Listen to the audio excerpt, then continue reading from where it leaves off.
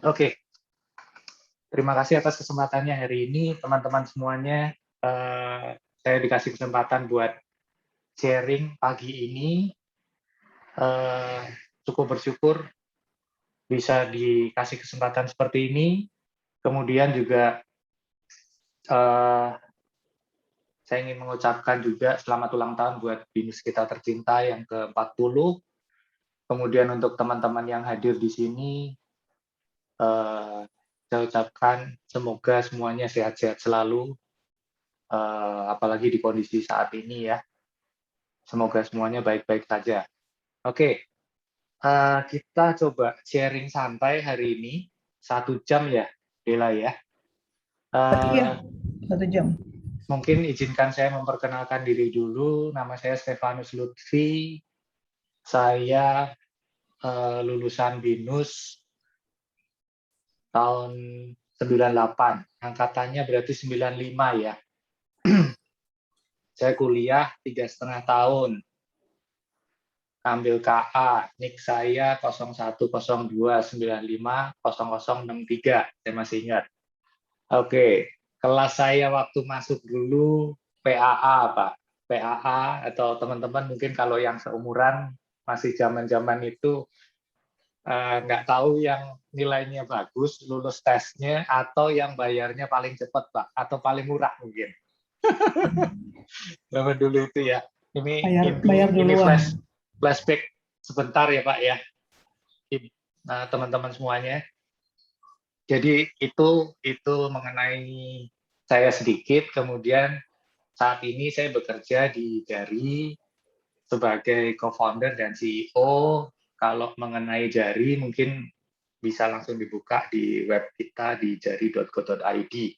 Jadi itu kita memang fokus, kita build produk, kita punya produk untuk mobile app yang fokusnya untuk monitoring operasional tim lapangan.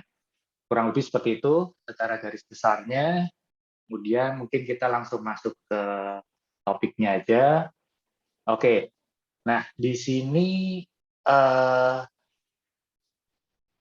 saya bawa topik adalah digital culture during pandemic. Kenapa saya bawa topik ini? Karena kemarin itu saya sempat membaca suatu artikel dari World Economic Forum. Ada filenya juga yang cukup menarik mengenai digital culture yang kalau di kita itu kena banget, terutama di saya ya. Kurang lebih mengenai itu, kenapa kita bawa topiknya digital culture.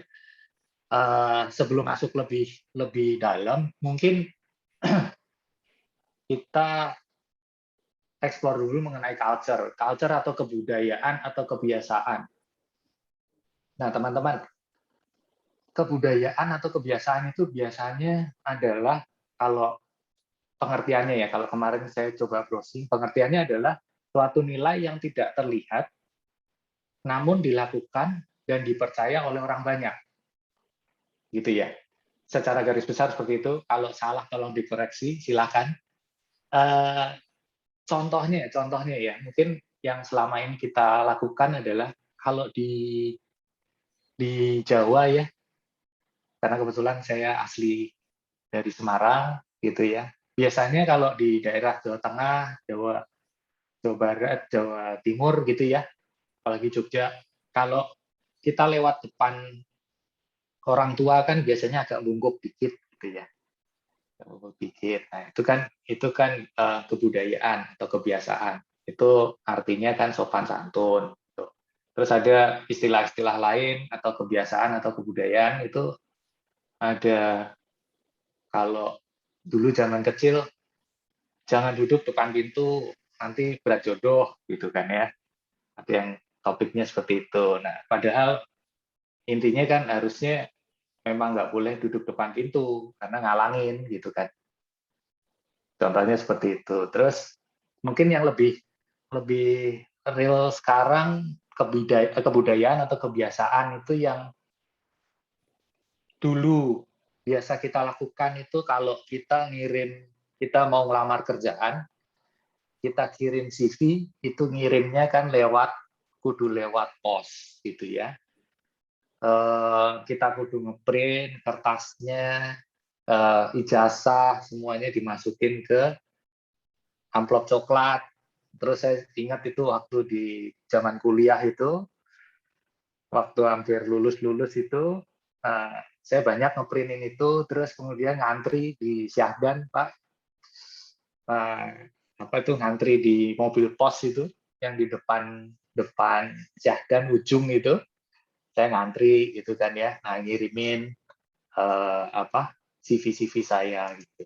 Nah itu adalah culture atau kebudayaan yang biasa kita lakukan atau biasa kita sehari-hari lakukan gitu. Nah sekarang kalau digital culture apa? Itu adalah sesuatu yang tidak terlihat namun kita lakukan dan dipercaya orang banyak, tapi semuanya dilakukan via digital. Kurang lebih seperti itu. Dan kalau yang ini contohnya apa gitu kan ya? Contohnya adalah hampir setahun ini pasti kita lebih intensif menggunakan tools-tool digital dalam kehidupan sehari-hari. Ya, waktu di bulan Maret 2020, waktu pertama kali kita start pandemi ya, itu semuanya harus WFH. Kita ceritanya di lockdown gitu kan ya, yang waktu itu masih rame dan lain-lain gitu, dan semuanya nggak boleh ketemu, semuanya pada ketakutan gitu. Kita harus melakukan semuanya lewat online.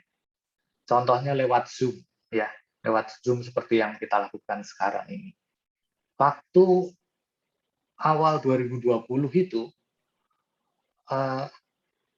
mungkin semua merasakan, untuk yang punya anak mungkin yang lagi ngerasain anak-anak bekerja atau belajar dari rumah,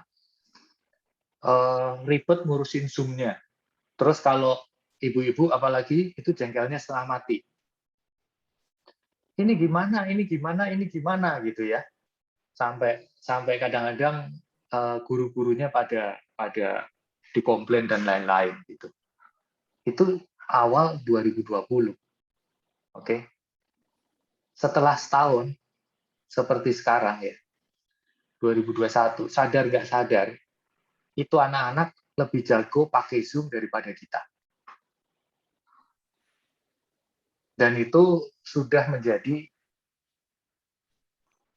digital culture atau kebiasaan atau kebudayaan digital. Sadar nggak sadar kita melakukan itu, ya kan? Kalau kita lagi Zoom gini sama anak-anak, tahu-tahu dikasih topi, dikasih kumis dong, nih lucu nih, kasih topi. Kita sendiri kadang-kadang, kok bisa ya?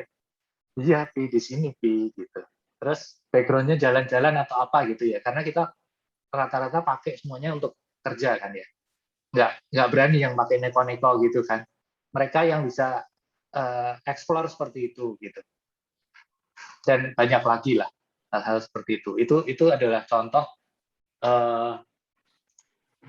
digital culture yang selama ini sadar nggak sadar kita lakukan. Ya, oke.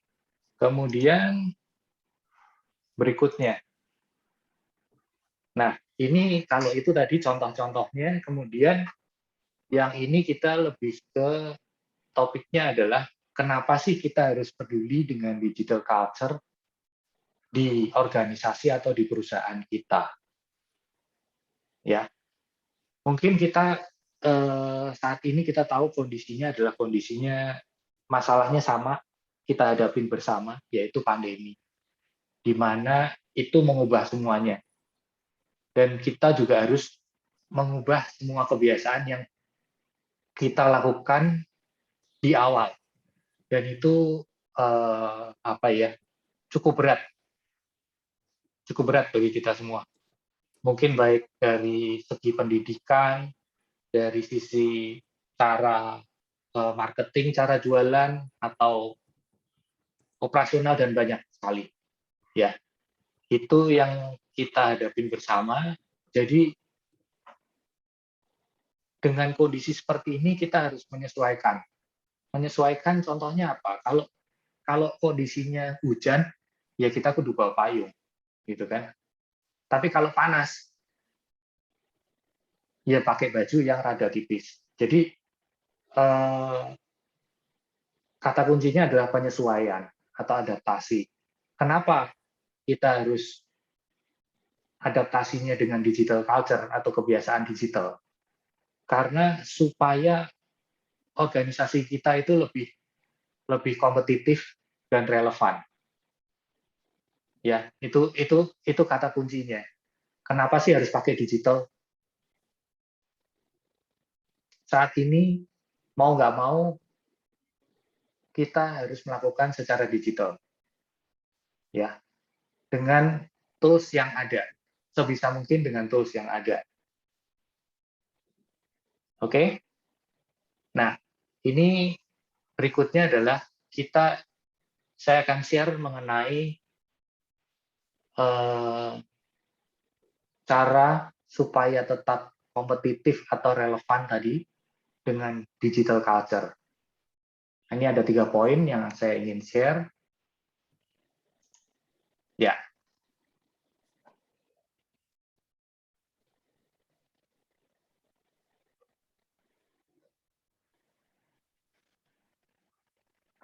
Oke. Ini ada 3 cara digital culture yang membantu perusahaan untuk tetap kompetitif. Oke. Topik-topik ini itu saya ambil dari artikel di World Economic Forum. Filenya ada 62 lembar, tapi yang saya share di sini hanya sedikit. Nanti detailnya nanti saya bisa share filenya. Itu cukup bagus. Oke, balik lagi ke sini. Yang pertama adalah adapt to rapidly changing business environment. Jadi kita harus adaptasi perubahan kondisi secara lebih cepat, gitu ya. Kata kuncinya adalah adaptasi seperti yang Dila tanyakan tadi. Kita kudu adapt semuanya lebih cepat karena yang bisa adaptasi itulah yang hidup. Kalau nggak adaptasi repot, ketinggalan pasti, nggak survive pasti. Ya, ini saya sharing dari sisi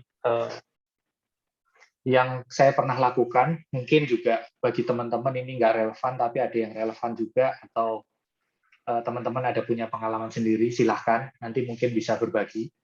Nah, mungkin ini saya sharing dari pengalaman saya. Jadi waktu kita Maret tahun lalu, ini mungkin hal-hal simpel lah ya, karena kita WFH semua, nggak boleh masuk gitu ya.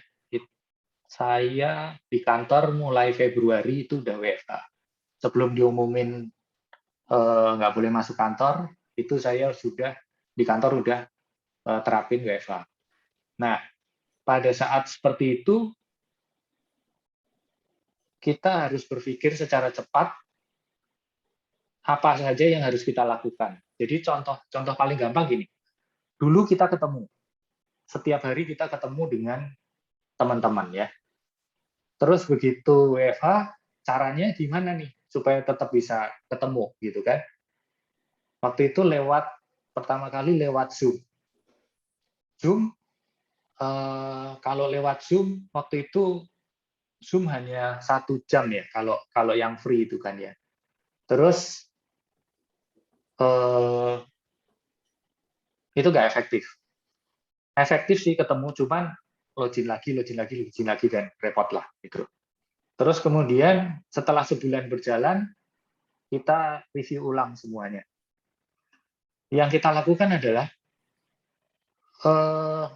karena teman-teman itu nggak ada yang ke kantor, berarti biaya listrik kan otomatis turun, betul Pak, Ibu? teman-teman semuanya. Biaya listrik di kantor maintenance itu turun pasti.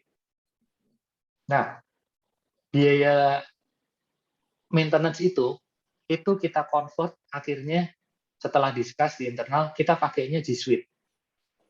Kita convert semuanya ke G Suite. Jadi kita dapat Google Meet, kita dapat storage, kita dapat kolaborasinya kita dapat.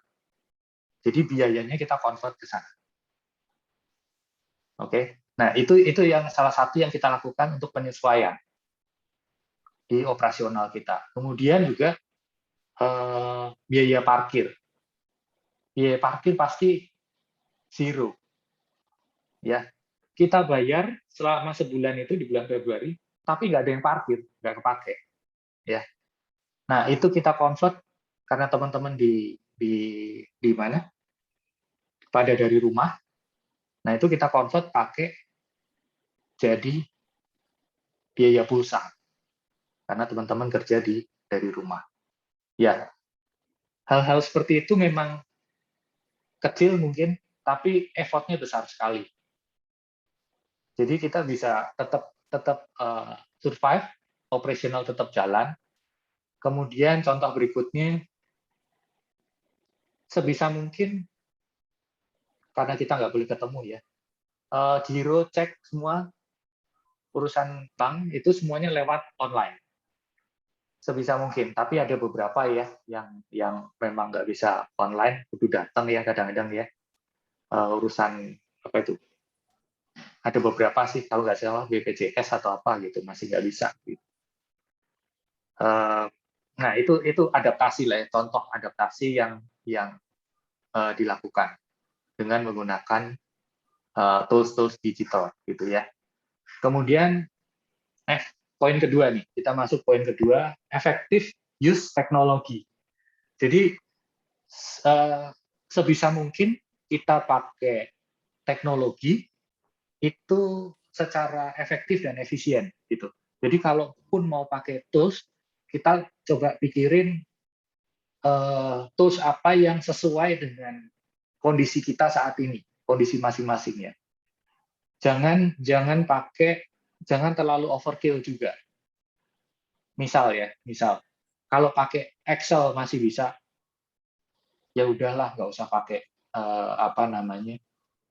software lainnya untuk monitoring gitu kan. Kalau misal karyawan masih di bawah 10, nggak usah sih pakai absensi online dan lain-lain atau payroll system gitu misal masih bisa lah ke handle gitu kan. Terus misal untuk kolaborasi update gitu, kita pakai Trello aja cukup yang free gitu. Nggak usah bayar pakai yang lain. Jadi pakai teknologi tapi kita sesuaikan dengan kondisi kita. Seberapa besar sih kita gitu kan, seberapa mampu kondisi keuangan kita dan lain-lain. Tapi intinya kita pakai teknologi supaya lebih membantu gitu kan. Kemudian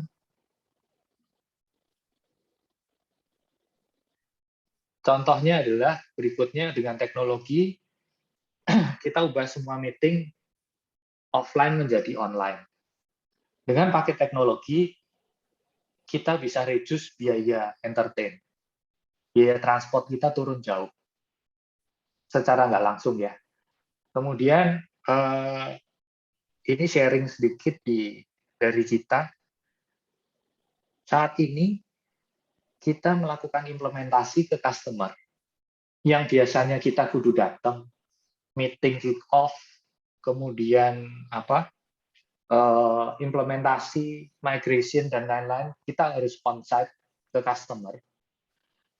Dari pandemi dari 2020 itu kita implementasinya lewat online. Kalau kita perlu meeting lewat Google Meet. Kemudian implementasinya itu hanya lewat WhatsApp. Dan itu setelah setahun saya baru sadar. Ada pandemi ini bikin kita lebih efisien juga ya ternyata dengan pakai tools WhatsApp. cukup. Jadi koordinasi semua di sana dan so far cukup lancar gitu loh. Karena eh, apa? Ada plus minusnya sih pasti ya. Kalau kita ketemu langsung kita bisa lihat nih customer mintanya gimana, lihat lihat apa? Ya tatap muka lah ya, gerak-geriknya gimana, dia seneng apa nggak seneng gitu kayaknya. Kalau lewat WA itu kan harus tegas banget dan apa jelas, semuanya jelas gitu.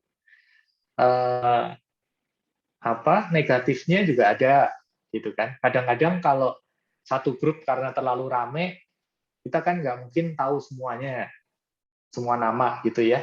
Kadang-kadang kita salah nyebut, bapak dipanggil ibu, ibu dipanggil bapak gitu kan ya. Nah kalau yang tersinggung ya nanti ujung-ujungnya minta maaf gitu kan. Nah di situ kita juga harus ada penyesuaian dengan teknologi kan ya. Cara ngomong itu diperbaikin. Kemudian kalau yang sering online Zoom, mungkin teman-teman di sini pasti udah sering juga mulai di setting tuh di rumah tuh rak-rak bukunya dirapiin, dijadiin background gitu kan. Itu kan juga penyesuaian supaya kalau nanti ketemu customer gitu kan nggak kelihatan belakangnya itu kasur, belakangnya ini gitu kan ya. Nah itu mungkin teman-teman juga ngerasain gitu. Terus ada beberapa hal lainnya lah yang mungkin kita selama WFH itu jadi berubah ya, apalagi di organisasi kita. Itu contoh-contohnya dari saya. Kemudian berikutnya yang poin ketiga itu adalah deliver sustainable stakeholder impact. Jadi dengan menggunakan tools digital atau kebiasaan digital ini, selain adaptasi ya, kemudian pakai teknologi, kita harus memikirkan juga stakeholder impact. Artinya adaptasi dan teknologi ini memudahkan buat semua orang yang terlibat. Ya, jangan sampai kita pakai tools, kita adaptasi, tapi semuanya bikin repot. Nah itu jangan juga, ya. Semuanya kudu lebih mudah. Contoh meeting online. Oke, kalau meeting online berarti nggak usah ke kantor. Berarti biaya transport rendah, biaya parkir berkurang, gitu kan ya. Kalau dari atas kan cuma mikirnya biaya ya. Ujung-ujungnya nanyanya berapa gitu kan ya. Biaya bulan ini berapa gitu kan. Nah, kemudian berikutnya adalah contohnya kalau kita meeting online, berikutnya adalah kita mungkin pakai digital signature yang semuanya memudahkan. Dan summary-nya adalah kita harus pakai tools itu sebagai yang menjadi painkiller. Jadi benar-benar solving problemnya kita. Ya, bukan hanya vitamin. Jadi tetap semuanya digital, tapi kita tetap kudu ke kantor, tanda tangan, approve-nya pakai kliknya nggak bisa di mobile, harus di kantor. Nah itu sama juga bohong. Ya, jadi 3 poin ini itu adalah cara buat kita sebagai organisasi atau sebagai perusahaan atau sebagai individu untuk kita lebih kompetitif di masa pandemi ini. Oke. Nah, teman-teman mungkin yang punya solusi atau punya produk atau mau pakai produk atau mau beli produk pada saat pandemi ini atau yang sekarang ya, kondisi yang existing sekarang, kalau mau implementasi sesuatu boleh pakai 3 poin ini untuk kita cross check apakah produk yang kita akan pakai atau produk yang kita jual atau produk yang kita hasilkan itu bisa menjawab 3 poin ini. Ini cukup menarik. Saya coba praktekin dengan salah satu produk kita, produk di kantor. Kita punya mobile apps namanya Jari Visibility. Itu produk untuk yang dipakai untuk monitoring operasional di tim lapangan. Ya, kalau mau lihat detailnya ada di jarivisibility.id. Itu kalau mau dibuka di webnya seperti itu. Nah, saya coba ambil contohnya. Apakah kita nyebutnya Jarvis, Jari Visibility. Apakah aplikasi ini bisa menjawab 3 poin ini? Yang pertama, adapt. Adakah poin adapt di sini? Gitu ya. Setelah kita cek, jawabannya adalah iya. Kita ada poin adapt ini. Kenapa? Karena kita punya smartphone, fitur smartphone, di mana teman-teman di lapangan itu atau admin itu kita bisa create form mobile sendiri sesuai dengan kebutuhan tim di lapangan. Jadi mau nambah field berapapun, ya, mau drop down, mau fotonya butuh 5, mau butuh tanda tangannya customer, formnya kita bisa konfigur sendiri tanpa bantuan developer, tanpa bantuan vendor kita sebagai vendor, ya, Jari sebagai vendor. Terus apalagi dengan adanya smartphone itu, kalau dari sisi customer bisa create untuk support semua industri. Jadi customer kita ternyata ada, kalau kita lihat ada bermacam-macam industri yang pakai. Ada yang dari maintenance BTS, ada yang dari agroindustri, semuanya mereka bisa adapt cepat dari perubahan bisnis environment-nya mereka. Untuk sales, misal ada kebutuhan untuk, saya ada event nih, promo lebaran gitu ya, untuk kita kerahkan tim lapangan. Nah, tim lapangan itu kan biasanya bawa kertas. Nah, semuanya kemarin ada yang request ke kita, Pak, kita nambah user ya Pak, sekian. Oke, buat apa Pak?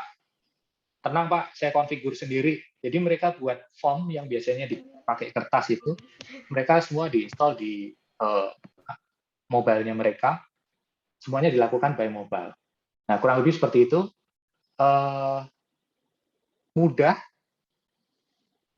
ekonomis, kemudian kita lakukan semuanya online, gitu kan ya.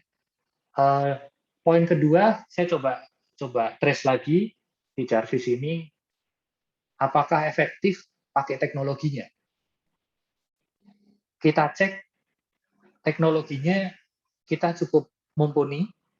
Jadi dengan apps ini kita bikin sesederhana mungkin, less is more, ya, yang kita pegang. Teknologi kita juga pakainya cukup bagus, kita pakai Google Maps. Semuanya cloud based, kemudian registrasinya pun karena kita fokusnya untuk usernya tim lapangan, registrasinya hanya pakai Google account, Gmail account. Jadi itu lebih memudahkan.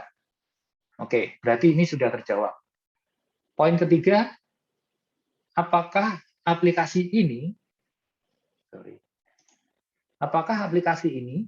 itu memberikan stakeholder impact, gitu ya. Setelah kita cek dengan Jarvis, itu para stakeholder atau supervisor atau tim lapangan yang pemakainya itu dapat visibility. Karena namanya Jari Visibility, kata kuncinya adalah visibility yang dapat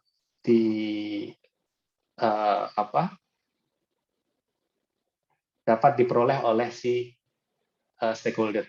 Supervisor bisa melihat tim mereka saat ini jam 9.33 lagi ada di mana. Contoh kalau tadi saya ambil contoh Pak Matius mungkin ya. Pak Matius sebagai tim kita, dengan tools ini, dengan dashboard, kita bisa tahu Pak Markus sekarang lagi perjalanan dari Malang ke Bali di posisinya di mana. Itu untuk safety kita bisa dapat, ya kan? Nah, kemudian berikutnya dari sisi visibility, kemudian kita juga bisa dapat source data. Source data di mana dengan menggunakan tools ini atau sistem ini, kita bisa tahu ternyata kalau di tim lapangan itu lebih sering ketemu customer itu pas jam berapa, ya. Lebih baik ketemunya sore atau lebih baik ketemunya pagi. Nah, di situ kita bisa punya data source yang kita bisa olah lebih lanjut. Case-nya ada lucu-lucu. Jadi contoh kalau di Pondok Indah, itu daerah Pondok Indah, daerah elit lah ya, kita nyebutin daerah elit gitu. Itu ketemunya sore. Tapi kalau di daerah mana, itu ketemunya pagi. Jadi jangan pernah ketemu di daerah sini sore, di daerah ini pagi.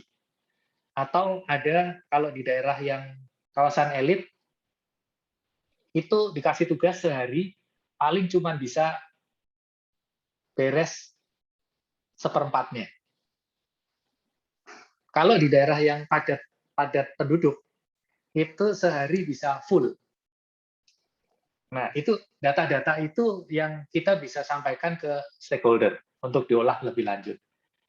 Dan kita bisa lihat juga sampai lebih detail, contoh kalau di daerah, misal di daerah barat gitu ya, itu kebanyakan ambilnya motor.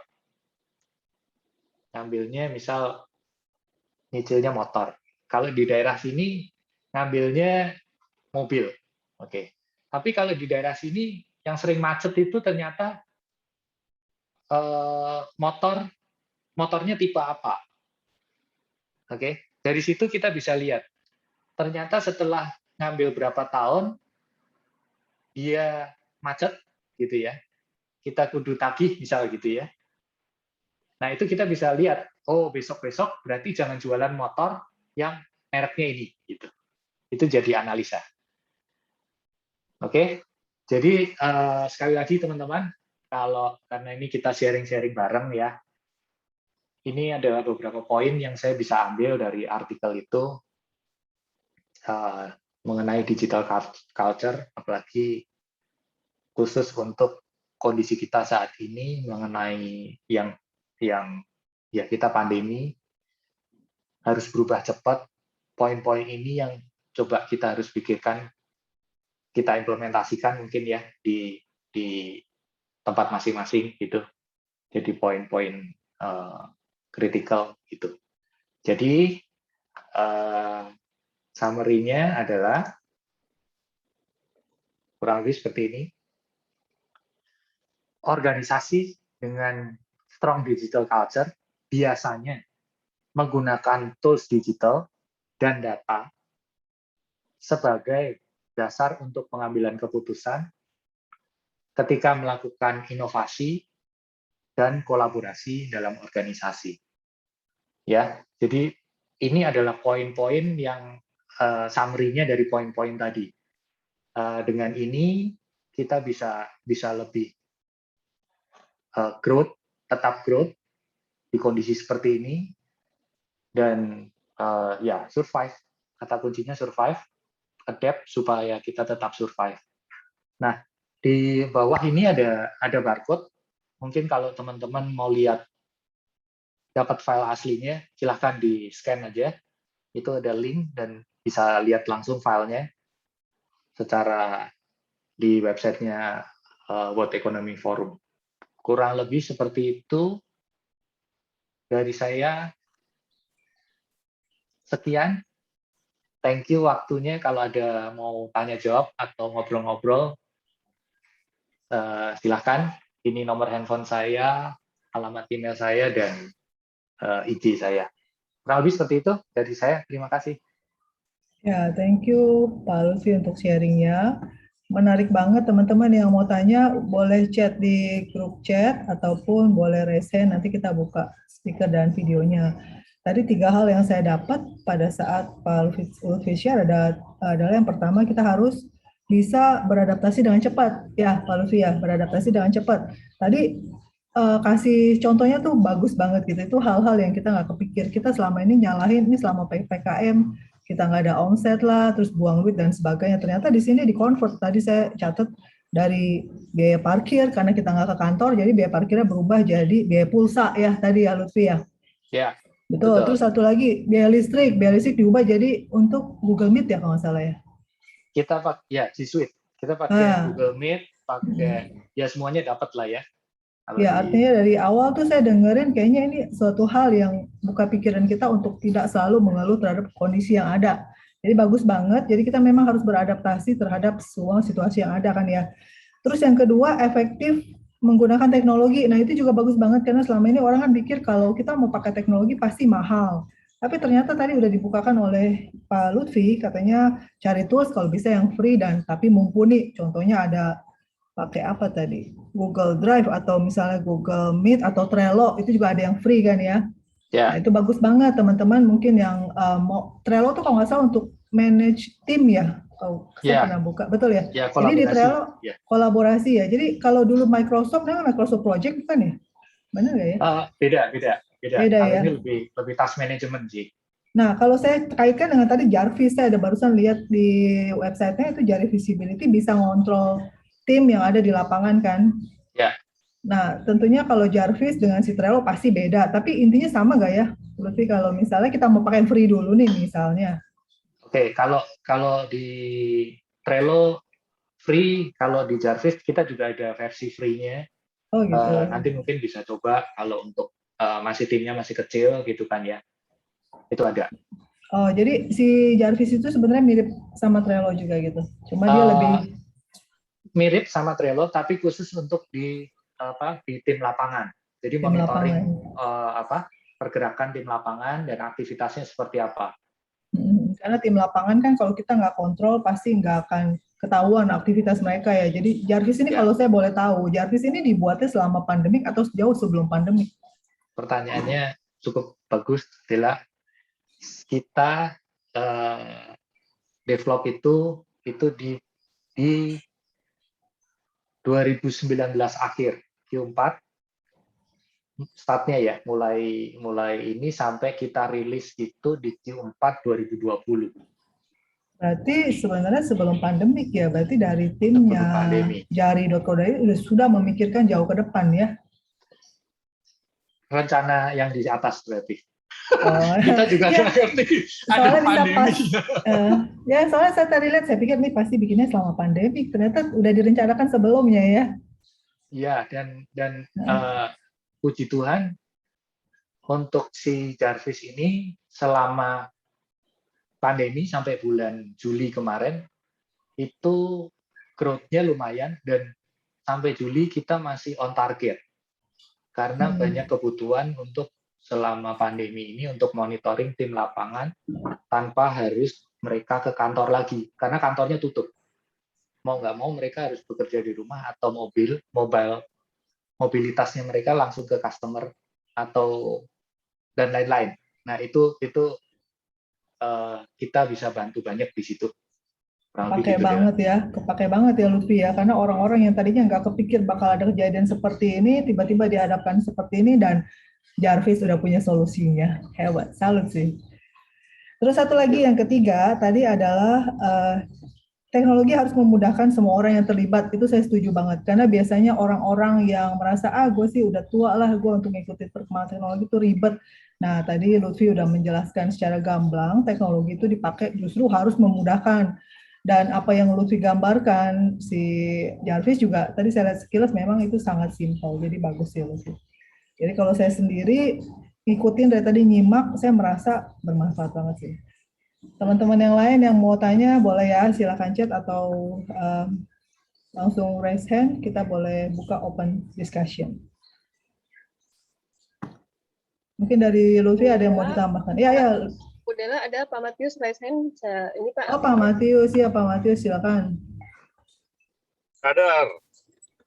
Iya Pak Matius. Wah, mantap banget nih penjelasannya ya, keren. Bro, Yes. sebenarnya yang kita bicara soal digital culture ya, yang tadi Bro Lutfi sampaikan ya, Ya. Tentunya kita di masa pandemi ini sangat merasakan ya, termasuk saya di perusahaan saya. Ya. Nah, solusi tools untuk memonitoring itu kan akhirnya menjadi penting ya bagi manajemen, bagi pelaku usaha. Ya, dimana kalau Bro Lutfi kan melakukan tools monitoring untuk karyawan yang ada di lapangan. Nah, toolsnya kan seperti itu Jarvis ya. Nah, kalau saya kan karena karyawan saya programmer gitu ya, kita kan melakukan project gitu ya. Nah, memang kita juga bikin tools juga akhirnya gitu untuk memonitor karyawan-karyawan yang kerja di rumah gitu. Jadi tujuannya sama, cuman yang dimonitor berbeda gitu ya. Nah, kalau saya kan akhirnya kita bikin alat, tapi memang tools ini untuk memonitor ini orang lagi buka aplikasi apa, buka website apa, kalau YouTube masuk ke channel mana gitu ya. Kita monitoring semua tuh kerjaan orang-orang tuh ya. Jadi jangan sampai mereka bilangnya kerja tapi ujung-ujungnya main game misalnya seperti itu ya. Jadi kita punya tools itu sekarang udah jadi gitu ya. Tapi tools itu memang kita gunakan untuk internal. Nah, yang saya mau tanyakan ke Bro Lutfi nih, justru dari sisi bisnis ya, Bro. Bro Lutfi kalau boleh buka rahasia dapur, kalau boleh ya. Tapi kalau nggak mau jawab juga nggak apa-apa. Ya. Kalau boleh buka rahasia dapur, seandainya tool saya itu, saya mau kayak Bro Lutfi nih, mau dijadiin bisnis gitu ya, mau dijual gitu. Kan dengar-dengar Bro Lutfi ini kemarin apa ya, dapat penghargaan atau pendanaan atau apa, saya lupa deh. Itu kan masuk ke berita-berita tuh. Ya, sampai pamor tuh jari tuh gitu. Mungkin itu juga boleh diceritakan yang itu, terus sama tipsnya lah boleh sedikit-sedikit dibukakan ke kita gitu ya. Siapa tahu saya bisa mengikuti kesuksesannya Bro Lutfi. Oke, itu aja, thank you. Thank you Bro Matius. Pertanyaan yang pertama, bisa nggak digunakan gitu kan ya? Kalau kita coba, kalau seperti itu kita kudu survei juga ke beberapa teman-teman kita kali ya. Mungkin biar lebih valid ya. Kita tes ke beberapa orang, mau nggak? Lu butuh nggak yang kayak gini? Lu butuh nggak kayak gini? Kalau mereka jawab iya, ya berarti itu cukup valid dan kita bisa jual lah ya. Segampang itu biasanya ya. Kalau nggak perlu pakai metode bisnis model canvas yang panjang itu nggak usah lah. Kita tes ke situ aja. Itu yang pertama. Bisa sih. Harusnya kalau menurut saya bisa. Balik lagi ke case-nya kalau si Jarvis ini ya, Bro Matius ya, teman-teman semuanya. Waktu itu ada case lucu. Case lucu di mana gini. Waktu di awal 2020, semua harus WFH. Ingat ya, semua pabrik dirumahkan, kantor semua dirumahkan semua, bekerja dari rumah. Ada cerita gini, di tetangga saya, anak buahnya suruh di rumah. Tahu-tahu dia pesan Gojek. Dia pesan makanan online. Oke? Yang nganterin makanan ke rumahnya, ketok-ketok gitu ya, dibukain itu karyawannya dia. Jadi teman-teman itu atau karyawan disuruh di rumah biar safe, biar aman, biar nggak tertular gitu kan ya. Malah ini jadi online gitu loh. Jadi ojek online dan yang lain ya. nganterin yang lain gitu. Nah, dari situ memang ternyata ada kebutuhan bahwa, dan dari beberapa customer kita memang ada yang pakai itu untuk memastikan bahwa si karyawan ini tetap di lokasinya mereka gitu. Dan kita juga sampai kita punya fitur yang kita pakai geolocation, bahwa khususnya yang karyawan back office ya, yang dimana dia suruh di rumah, dia kudu kerja dari rumah, nggak boleh kemana-mana kan harusnya. Makanya absensinya hanya boleh di alamatnya mereka. Kalau mereka keluar, kayak Bro Matius nih ke Bali nih, itu nggak boleh, itu nggak bisa absen, dan kemungkinan nggak bisa dibayar itu, nggak tahu ada tunjangan atau allowance lainnya gitu. Itu yang kita lakukan, kurang lebih seperti itu. Kalau dari sisi solusinya Bro Matius, kalau kita udah tes bisa dan banyak yang butuh, ya kenapa enggak kita jadiin produk, kita jual ke luar gitu kan. Dan mengenai yang berikutnya yang Bro Matius tadi sempat tanyakan, tahun 2020 Desember si Jarvis ini kita ikutin kompetisi. Jadi saya ikut kompetisi Startup for Industry by Kemenperin. Jadi memang ada topik untuk new normal ya. Kita coba ikut kompetisi di situ. Total ada 294 peserta seluruh Indonesia. Akhirnya kita masuk ke 20 besar. Kata jurinya Jarvis urutan 7. Gitu. Tapi karena yang naik panggung 5 besar, jadi kita nggak naik panggung. Cuman dipanggil di 20 besar di event itu. Terus hadiahnya apa? Hadiahnya adalah kita yang 20 besar itu harusnya ikut pameran di Hannover Messe, Jerman. Gitu. Karena berhubung pandemi, jadi semuanya dilakukan secara digital. Kurang lebih seperti itu, jadi kita dapat branding itu, dan salah satu trik kali ya, atau tips ya, mungkin kalau Bro Matius mau lakukan untuk produk itu, kita sebagai startup itu kan dananya terbatas. Ya, mau branding kadang-kadang mikir 2 kali, 3 kali. Yang saya lakukan adalah setiap saya punya produk, itu pasti saya ikutin lomba, saya ikutin kompetisi. Ya, dari situ berarti selain dapat customer lah ya. Kalau customer kan pasti butuh ya, pasti ditanyain kalau kita presentasi, customer yang udah pakai mana gitu kan. Nah itu kita tetap kudu pakai. Cuman tools lainnya adalah saya suka pakai trik ini atau cara ini untuk nge-branding.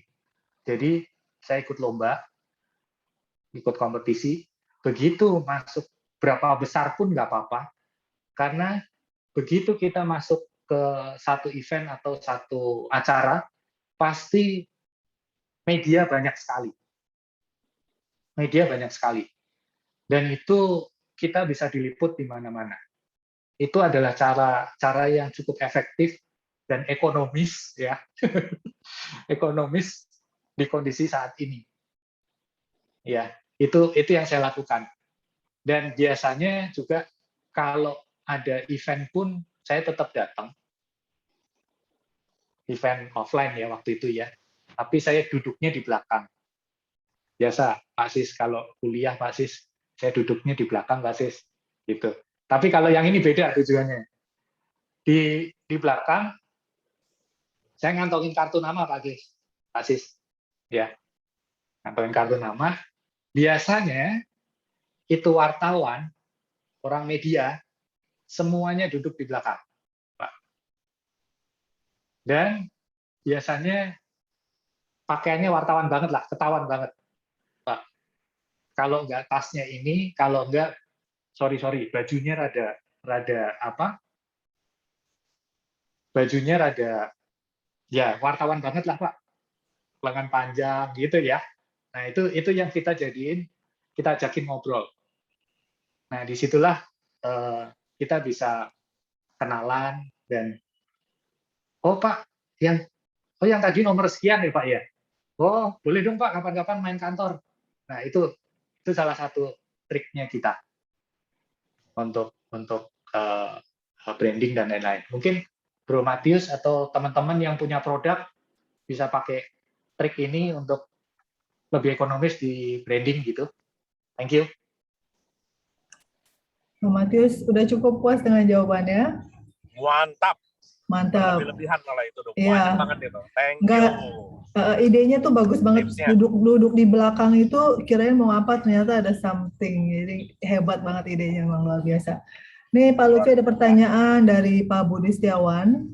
Untuk infrastructure atau maintenance support system admin team, bagaimana bisa dimonitor?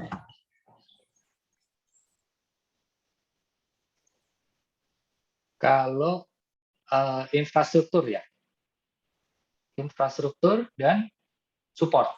Maintenance support system admin team. Oke, kalau saat ini kita masih sesimpel pakai WA, Pak. Jadi so far yang di customer semua grup WA itu ada lead-nya dan saya biasanya masuk di situ juga. Jadi saya bisa monitor. Segampang itu dulu, Pak. Atau kalau nanti memang ada progress project maintenance atau monitoring apa gitu ya. Saat ini kan kita pakai G Suite. Semua kalender kita sharing, Pak. Nah, itu kita bisa maintain di situ. Jadi segampang schedule itu kita set kapan-kapannya gitu. Invoice kapan-kapannya gitu. Ada sih pakai sistem invoicing kita, tapi by kalender juga kita lakukan. Kolaborasinya kita sesimpel itu sih Pak Budi. Kurang lebih seperti itu. Oke, thank you, Bro Lutfi. Sama-sama. Selama belum ada yang nanya, saya tertarik banget tadi waktu Lutfi bilang bisa tahu nih tim lapangan ada di mana. Bahkan kayak Pak Matius ada di Bali, harusnya kan misalnya dia tim yang di Jakarta, dia nggak bisa absen gitu ya, Lutfi ya. Kalau dia ada di Bali. Nah, kalau boleh tahu, itu tuh dari sistem kontrolnya dari nomor handphone kah, atau dari IP address kah, atau dari apa? Kok bisa tahu Matiusnya ada di Bali gitu loh. Kayak tadi kan kejadiannya karyawannya ternyata jadi Gojek gitu kan, itu kan nggak ketahuan ya. Itu gimana ya kalau boleh sharing? Oke, jadi kalau dari sisi aplikasi kita semua user registrasi itu cuma pakai akun Google-nya masing-masing. Karena kita saat ini apps kita under Android, ya semuanya by Google account. Jadi tinggal registrasi aja dan aplikasi kita diinstal di Android. Teman-teman di lapangan itu tinggal pakai aja. Begitu dia absen, itu makanya tracking mulai jalan. Kalau dia absen pulang, trackingnya stop. Trackingnya kita bisa atur juga, mau berapa menit sekali kita bisa atur. Misal cuma sejam sekali lah. Karena efeknya kalau kita makin banyak update ke server lokasi, baterai sama paket data pasti boros. Nah, itu yang kita lakukan. Ya, dari apa namanya? Dari dashboard kita bisa lihat, dari mobile-nya supervisor pun kita bisa lihat teman-teman lagi di mana. Teman-teman ngelakuin absennya di mana. Nah, itu ada semua. Ada semua ya. Ini satu pertanyaan bodoh ya, karena mungkin saya nggak paham di bidang itu. Kalau saya pertanyaan bodohnya adalah, itu kan tadi dia daftarnya pakai Android dengan Gmail masing-masing kan. Misalnya dia punya 2 handphone, yang satu handphone yang udah didaftarkan taruh di Jakarta. Tiba-tiba dia pergi ke tempat lain, ke Bogor lah, pakai handphone lain, itu bisa kedetek nggak pada saat dia mau check out ya, check out kan jam 5 sore, dia suruh aja orang yang di Jakarta, bisa nggak kayak gitu, ngakalin ceritanya? Oke, bisa. Dilakukan seperti itu bisa. Memang ini teknologi sama orang itu kejar-kejaran, pinter-pinteran, kayak pencuri sama polisi pinter-pinteran ini, mana yang lebih pinter gitu kan ya. Cara-cara seperti itu bisa. Makanya kita punya dashboard bahwa kita bisa lihat ini si tim kantor kita ini seharian kemana, gitu kan. Kok nggak jalan-jalan nih, cuman ada di Jakarta doang, padahal orangnya kan di Bogor nih. Terus aktivitasnya ngapain aja? Itu kita bisa lihat. Kan dia harus kunjungan. Kalau kunjungan dia harus check-in gitu kan. Harus check-in, aktivitasnya apa nih? Oh, ketemu Bu Dela nih. Saya survei rumah, misal Bu Dela ya. Secondary nih. Oh, saya harus foto, harus ini gitu kan. Nah, dia dapat fotonya itu kita bisa atur juga dari galeri atau harus dari foto, harus dari kamera. Kalau kameranya pun kita ada timestamp-nya. Ibu Dela Jakarta Barat di mana misalnya Cengkareng gitu, jam berapa? Itu ada semua di kameranya, di foto, kayak di Instagramnya TMC Polda Metro itu. Yang biasanya ada jam berapanya itu, kita ada. Kalau dari kamera kita bisa ambil itu. Nah, Di situ kita bisa lihat detail aktivitasnya dia benar apa enggak. Oh, jadi nggak bisa lari lah ya. Nggak bisa. Ya, kurang Iya, lebih iya, seperti iya, itu. iya. Bukannya kita mau monitoring juga, tapi kita bantu dari sisi safety. Betul. Karena ada juga yang pemakai, salah satu usernya ya, dia kudung visit ke customer itu di Kalimantan. Dan dia harus lewat hutan dan lain-lain gitu. Kita perlu tahu bahwa dia benar-benar jam segitu itu masih ada di customer. Dan kita sebagai atasan sekarang tahu, oh ternyata kalau mereka ini sering lembur. Kalau dulu kan teman-teman di lapangan, Pak, sorry Pak, saya agak telat nih Pak, sakit meriang. Kemarin lembur sampai jam 3 pagi. Itu kan nggak ada buktinya gitu. Kalau Iya. teman-teman lagi maintenance di server gitu, ya pengalaman pribadi lah ya. Kalau go live, kita masuk ke banking atau ke customer kan kita harus masuk ke data center gitu ya. Kita melek sampai pagi, kan nggak ada buktinya gitu. Iya, Tahu-tahu iya. bos di kantor cuman ngomel, lu nggak datang, mana gue cari gitu. Padahal semalam sampai subuh gitu kan. Nah di situ kita bisa lebih tahu sekarang kondisi di lapangan seperti apa, saling support Iya. lah ya gitu. Jadi betul-betul bagus juga, karena saya juga pernah berada di tim lapangan yang harus upgrade server. Waktu itu saya pernah kerja sebagai basis consultant. Jadi memang itu kita kerja sampai subuh, si bos mah nggak tahu ya, kita cuma Ya, lapor kita nggak sampai ngerti. subuh. Iya, jadi pagi-paginya nggak bisa datang, dia mah taunya kita males, padahal kita sampai subuh ya. Iya. Oke. Bagus banget sistemnya, dan tadi yang Pak Matius juga punya bagus banget, bisa tahu aktivitas orang lagi nonton YouTube atau apa, itu bagus banget. Menarik banget sih hari ini. Dan ini kita udah jam 10 nih, Lutfi. Jadi kayaknya kita cukup di